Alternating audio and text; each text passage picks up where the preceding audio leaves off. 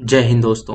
कैसे हैं आप लोग। तो आज हम बात करने वाले हैं साल 2022 में आई एक horror film red book ritual के बारे में। दोस्तों, ये फिल्म हाल ही में रिलीज हुई है और ये एक एंथोलॉजी फिल्म है जिसके अंदर एक से एक कहानियां हैं जो कि आपको बेहद पसंद आएंगी। तो आप इस वीडियो को अंत तक जरूर देखिएगा। फिल्म की स्टार्टिंग में हमें एक विच दिखाई जाती है जो कि विच क्राफ्ट किया करती थी। उसके सामने एक लाल बुक होती है और उसके टेबल पे कैंडल्स जले थे। वो अपने हाथ पे एक चाकू से कट लगा के अपना खून उस बुक के अंदर गिराती है और उसके बाद वो फांसी लगा के खुद की जान ले लेती है। दोस्तों, उस विच ने अपनी आत्मा उस बुक के अंदर कैद कर दी थी और वो बुक के अंदर बहुत सारी कहानियां थी जिसे पढ़ के उसकी आत्मा को रिलीज किया जा सकता था। उस बुक को वहां पढ़े सालों साल बीत जाते हैं और बहुत सालों बाद वहां पे तीन दोस्त आते हैं वेकेशन मनाने के लिए। वो इस बात से अनजान थे कि ये बुक के अंदर शक्तियां हैं और जब उन्हें वो बुक मिलती है तो वो उसकी कहानियां पढ़ने का फैसला करते हैं। इनके नाम होते हैं बिया, जस्टिन और सोफिया। सोफिया बिया और जस्टिन को बताती है कि ये बुक पढ़ना एक गेम है और ऐसा माना जाता है कि इस बुक के अंदर एक विच की स्पिरिट मौजूद है। जब वो इस बुक को खोलेंगे तो वो बुक खुद उन्हें बताएगी कि उन्हें क्या करना है और धीरे धीरे उन्हें वो सारे डेयर करने पड़ेंगे। ये गेम बहुत ही मुश्किल होने वाला है तो वो फन के लिए तैयार हो जाएं। ये सुन के बिया काफी डर जाती है और उनसे कहती है कि वो अपने भाई को सुला के आ रही है। वो अपने भाई के पास जाती है और उससे कहती है कि वो जाके सो जाए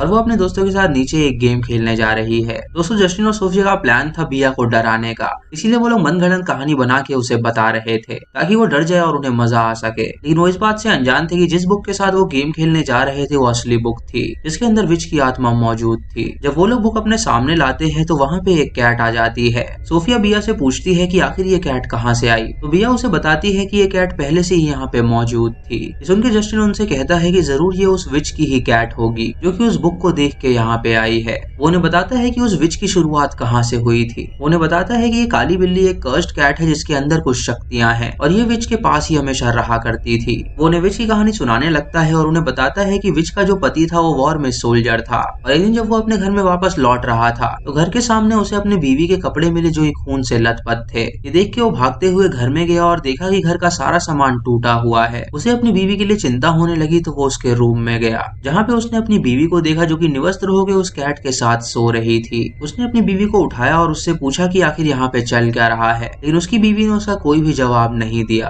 उसके बाद उसकी बीवी निवस्त्र ही बाहर गई हंटिंग करने के लिए और उसने उसे कपड़े पहनाने की कोशिश करी लेकिन उसने उसे इनकार कर दिया। जब वो बाहर गई तो उनके पेट कुत्ते ने उस बिल्ली को देखा और उसे काट के मार डाला। ये देख के उस सोल्जर ने उस बिल्ली की लाश को जमीन में गाड़ दिया ताकि उसकी बीवी को पता ना चले कि उसकी कैट मर गई है। जब उसकी बीवी वापस आई तो उसके हाथ में एक रैबिट था जिसका खून वो बड़ी चाव से पी रही थी। वो अपनी कैट को तुरंत ढूंढने लगी लेकिन उसकी कैट उसे कहीं पे भी नहीं मिली। जब वो अपने पति के पास गई तो उसके कपड़े सूंघ के उसे पता लग गया कि उसके कुत्ते ने उसे मार डाला है। इसलिए वो तुरंत उस कुत्ते के पास गई उसे जान से मारने के लिए। उसके पति ने उसे रोकने की कोशिश करी लेकिन वो बिल्कुल नहीं रुकी और उसने उस डॉग को जान से मार डाला। जब उसका पति वहां पे पहुंचा तो उसने देखा कि उसकी कैट अभी जिंदा है जो कि ठीक उसके सामने बैठी हुई थी। ये देख के वो हैरान हो गया और उसकी बीवी ने उस पे वार कर दिया। उसने उसके हाथ से बोझ छीन के उस कैट पे हमला किया लेकिन वो कैट अचानक गायब होके वापस आ गई और ये देख के उसका पति समझ गया कि जरूर ये कैट एक डिमोनिक कैट है। उसने अपनी बीवी और उस कैट को छोड़ दिया और वहां से हमेशा के लिए चला गया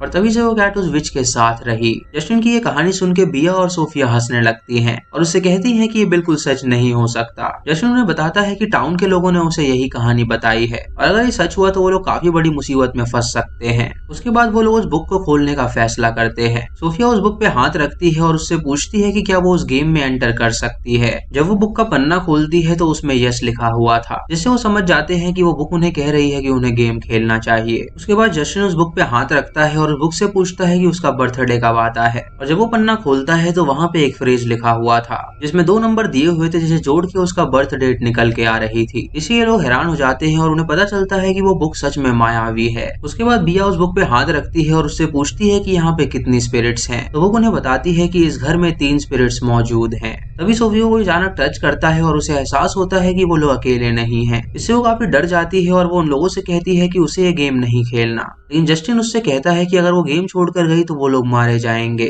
जस्टिन उस बुक से पूछता है कि आखिर वो लोग क्या करें तो बुक उन्हें बताती है कि वो सिर्फ उसके अंदर मौजूद कहानियों को पढ़ें। इस सुनकर जस्टिन पहली कहानी पढ़ता है जिसका नाम था लिटिल वन। कार में एक औरत बैठी होती है जो कि बहुत ही ज्यादा स्ट्रेस्ड थी और वो अपना स्ट्रेस दूर करने के लिए सिगरेट पी रही थी। वो अपने बॉयफ्रेंड के साथ गैस स्टेशन पे रुकी हुई थी गाड़ी में गैस भरवाने के लिए। और जब उसका बॉयफ्रेंड उसके पास आता है तो वो उससे कहता है कि वो शांत हो जाए। वो लड़की उससे कहती है कि उसे अब घर जाना है तो वो जल्दी चले। जल्दी के चक्कर में वो दोनों एक शॉर्टकट ले लेते हैं जो कि एक गांव से होके गुजरता था। उसका बॉयफ्रेंड उससे कहता है कि वो अगली बार दोबारा से वो ट्राई करेंगे और अब वो अच्छे से होगा। तो लड़की उससे कहती है कि वो करना इतना आसान भी नहीं है जितना वो सोच रहा है। तभी उनकी कार के आगे एक छोटा सा लड़का आ जाता है तो वो गाड़ी रोक लेते हैं। वो लड़की गाड़ी से उतर के उस लड़के के पास जाती है उसे संभालने के लिए, लेकिन तभी उस लड़के का पिता एक गन लेके वहां पे पहुंचता है और उनसे कहता है कि वो उस लड़के से दूर रहें। जस्टिन उससे कहता है कि ये कैसा तरीका है लड़के से बात करने का। तो वो उनसे कहता है कि जैसा वो सोच रहे हैं वैसा बिल्कुल भी नहीं है, वो कोई आम लड़का नहीं है बल्कि वो एक डीमन है। ये सुनकर वो लड़की उससे कहती है कि आखिर वो अपने बेटे को डीमन कैसे बुला सकता है। तो आदमी उससे कहता है कि वो उसकी बात माने और दोनों यहाँ से भाग जाएं। वो लड़की उसकी बात नहीं सुनती और उस लड़के के पास चली जाती है और तभी उस लड़के का पिता उसे शूट कर देता है जिससे वो जख्मी हो जाती है। ये देख के उसका बॉयफ्रेंड उस आदमी पे हमला करता है और उसे बेहोश कर देता है और फिर वो अपनी गर्लफ्रेंड के पास जाता है और उसे उठा के कार में बैठाता है, लेकिन उसका पिता उससे कहता है कि वो उसकी शक्ल बिल्कुल ना देखे।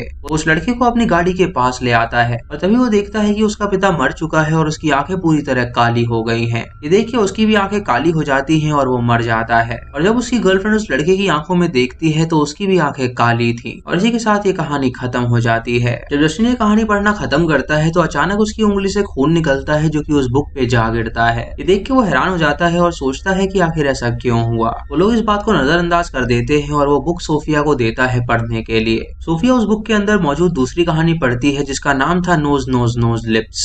एक छोटी लड़की की कहानी है जो कि जब सो रही होती है तो वो अपने पिता को देखती है जो कि उसके सामने आके नोज नोज नोज कहे जा रहे थे। जब वो अपने चेहरे से अपना हाथ हटाते हैं तो उसकी आंखें पूरी तरह सफेद थी और ये देख के वो लड़की जोर से चिल्लाती है और तभी उसकी नींद खुल जाती है क्योंकि वो ये सिर्फ एक सपना देख रही थी। वो तुरंत अपनी माँ के पास जाती है और उसके गले लग जाती है। उसकी माँ उससे कहती है कि वो चिंता ना करे, उसके पिता जल्दी ठीक हो जाएंगे। दोस्तों उस लड़की के पिता जल गए थे जिसकी वजह से वो अब बेड रेस्ट पे थे और उनके अलावा घर में कोई भी कमाने वाला नहीं था जिसकी वजह से वो लोग बहुत ज्यादा गरीब हो गए थे। तभी उसके पिता का भाई उसकी माँ को कॉल करता है और उसे बताता है कि वो उनके घर के बाहर खड़ा है तो दरवाजा खोले क्योंकि वो अपने भाई से मिलना चाहता है। उसकी माँ उसे झूठ बोलती है कि वो लोग घर पे नहीं है तो वो घर पे बिल्कुल ना आए। ये सुनकर वो लड़की अपनी माँ से पूछती है कि आखिर वो झूठ क्यों बोल रही है। तो उसकी माँ उसे बताती है कि उसे लगता है कि उसके अंकल उसके पिता के पैसे चाहते हैं, इसीलिए वो उनसे मिलना चाहते हैं ताकि वो आधी प्रॉपर्टी उसके नाम कर दें, लेकिन वो ऐसा बिल्कुल होने नहीं देगी क्योंकि उसके पिता के मरने के बाद उसके सारे इंश्योरेंस के पैसे उनके हो जाएंगे।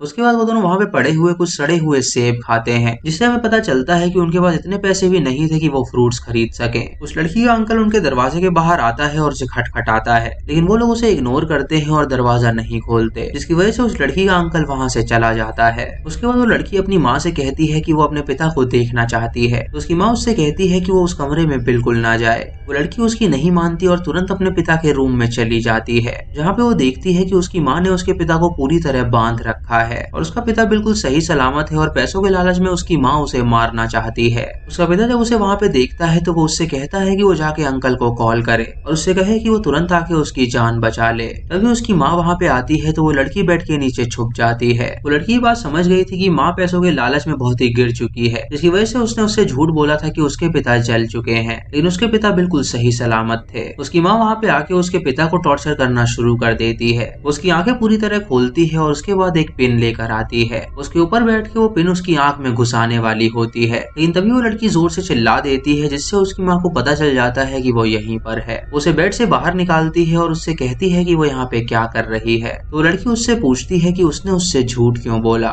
उसकी माँ उसे बताती है कि अगर वो ऐसा नहीं करेगी तो वो लोग ऐसे ही गरीब रहेंगे और उसके पिता के मरने के बाद उन्हें इंश्योरेंस के पैसे मिल जाएंगे जिससे वो लोग छुट्टियां मनाने बहुत ही दूर जा सकते हैं। वो लड़की अपनी माँ से कहती है कि उनके साथ ऐसा करना ठीक नहीं है। तो उसकी माँ उससे कहती है कि अगर वो उसकी बात नहीं मानेगी तो वो उसे भी टॉर्चर करेगी। सुनकर वो लड़की डर जाती है और उसकी बात मान लेती है और वो लेडी अपने पति को बुरी तरह टॉर्चर करती है जिससे उसकी मौत हो जाती है और इसी के साथ ये कहानी भी खत्म हो जाती है। सोफिया जब ये कहानी पढ़ती है तो उसे काफी अजीब सा फील होने लगता है। वो उस आदमी के कैरेक्टर को अपने सामने पाती है जो कि उसे देख रहा था और वो इस बात से बहुत ज्यादा डर जाती है और अपने दोस्तों से कहती है कि उसे यहाँ से जाना होगा। जब वो उठती है तो वो आत्मा उसे घसीट के एक रूम में ले जाती है और उस दरवाजे को बंद कर देती है जिससे जस्टिन उसके अंदर नहीं जा पाता। ये देख के बिया और जस्टिन काफी डर जाते हैं और बिया जस्टिन से कहती है कि उन्हें ये बुक पढ़नी कंटिन्यू करनी चाहिए। उसके बाद बिया उस बुक के अंदर मौजूद एक कहानी पढ़ती है जिसका नाम होता है रिलीज। ये कहानी एक लेडी की होती है जिसके भाई को कैंसर था और वो खुद एक डॉक्टर थी जो कि उसका इलाज कर रही थी। वो डॉक्टर जब अपने भाई के पास जाती है तो उसकी बीवी उससे कहती है कि वो उसे मरने दे, क्योंकि अब उसका जिंदा रहना मुमकिन है ही नहीं। सुन के वो डॉक्टर उससे कहती है कि ये उसका भाई है और उसे जिंदा रहना ही पड़ेगा और वो किसी भी हाल में उसे जिंदा रखेगी। वो उसके भाई के लिए एक दवाई लेने के लिए एक फ्लोर पे जाती है और तभी वो देखती है कि वो फ्लोर पूरी तरह सुनसान पड़ा है। वो फार्मेसी रूम में जाके उसके लिए दवाई लेती है और तभी उसे रूम के बाहर से कुछ आवाज आती है। जब वो बाहर जाती है तो देखती है कि वहाँ का दरवाजा पूरी तरह बंद हो गया है और ये देख के वो हैरान हो जाती है, क्योंकि अभी वो उस दरवाजे से अंदर आई थी। तभी उसे वहाँ पे गाना बजने की आवाज आती है और जब वो एक रूम में पहुंचती है तो वहाँ पे उसे एक बाथटब दिखता है जो कि खून से भरा हुआ था। तभी वो वहाँ पे किसी की आत्मा को देखती है जो कि उसे परेशान कर रही थी। वो जोर से चिल्लाती है और उस दरवाजे को खोलने की कोशिश करती है, लेकिन तभी वो आत्मा अपने आप गायब हो जाती है। तभी वो नोटिस करती है कि उसके हाथ में उसके भाई के लिए दवाई नहीं है। वो दोबारा फार्मेसी में जाती है उस दवाई को लेने के लिए और वहाँ पे एक आत्मा उसे नजर आती है जो कि उसे डराने की कोशिश करती है। उसे देख के वो वहाँ से भागने लगती है और तभी उसके भाई की आत्मा उसके पास आती है जो कि उससे कहती है कि उसे दवाइयों की जरूरत नहीं है और वो उसे जाने दे। सुन के वो लेडी समझ जाती है कि उसके भाई की आत्मा चाहती है कि वो मर जाए। वो तुरंत उसके वार्ड में जाती है और उसका ऑक्सीजन बंद कर देती है, जिससे उसके भाई की मौत हो जाती है, क्योंकि वही उसकी इच्छा थी। और ये कहानी यहीं पे खत्म होती है। बिया ये कहानी पढ़ के रोने लगती है और जस्टिन से कहती है कि ये उसकी माँ की कहानी है।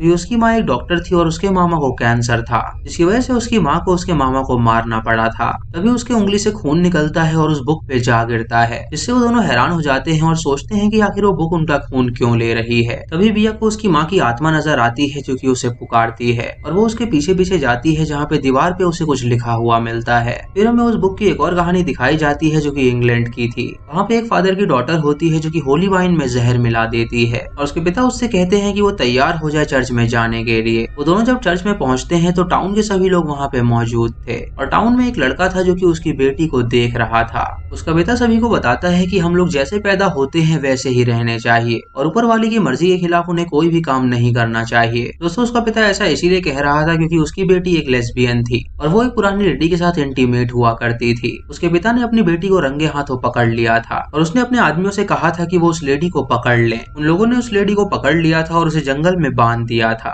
और उसके बाद सबने उस पे पत्थर मारे थे ताकि समाज में मैसेज जा सके कि कोई भी अगर लेस्बियन या गे है तो उसके साथ यही सलूक किया जाएगा। वो चर्च में सबसे कहता है कि लेस्बियन और गे होना बहुत ही गलत है, क्योंकि ईश्वर की मर्जी के खिलाफ होता है और इसकी सजा सिर्फ मौत है। उसके बाद वो सभी गांव वाले होली वाइन पीते हैं, जिसे पी के उनके मुंह से झाग निकलने लगता है और उन सबकी वहीं पे मौत हो जाती है। फादर की बेटी ने ही उसमें जहर मिलाया था ताकि वो लोग मर जाएं। हम फादर की बेटी के पीछे एक काले डीमन को देखते हैं जो कि कुछ और नहीं बल्कि उसका क्रोध दर्शाता है। उन सभी की लाश से गुजरते हुए उस लेडी के पास पहुंचती है और उसको भी छुड़ा लेती है और उसके बाद वो दोनों वहां से भाग निकलती हैं। ये कहानी खत्म होती है और तभी बिया उस दीवार पे एक डिमोनिक साइन देखती है, जिससे वो समझ जाती है कि ये घर उसी विच का है और वो वापस आना चाहती है। तभी उसके सामने सोफिया आती है जो कि पोजेस हो चुकी थी और वो उसके भाई के गर्दन पे चाकू रख कर लेकर आई थी। बिया उससे कहती है कि वो उसके भाई को छोड़ दे, तो वो उसके भाई को छोड़ देती है और खुद का गला काट के मर जाती है और उसके गले से बहता हुआ खून उस बुक पे जा गिरता है। बिया अपने भाई से कहती है कि वो अपने रूम में जाके छुप जाए और तभी वो देखती है कि उस खून की मदद से वो चुड़ैल उस बुक से बाहर निकल गई है।